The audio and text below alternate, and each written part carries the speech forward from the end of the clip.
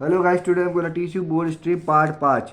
एक नाव 8 घंटे में 40 किमी की धारा से प्रतिकूल दिशा में जाती है, जबकि दिशा 6 घंटे में प्रतिकूल दिशा में जाती है। तो सानियल में नाव चल फ्रेंड देखिए, एक्स माइनस वाई प्रतिकूल हो जाएगा फ्रेंड।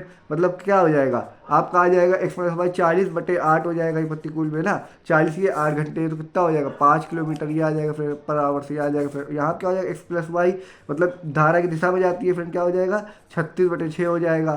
तो ये कितना आ जाएगा आपका, ये आ जाएगा 6 किलोमीटर। अब कह रहा है शांत जल में नाव की चाल, तो u प्लस वी बाई 2 होता है। यहाँ से कितना आ गया 5 + 6, ये 5 6 यू वी आ गया बटे बटे 2 कर देंगे, फिर करेंगे 5.5 किलोमीटर। आंसर आ जाएगा। Thank for watching.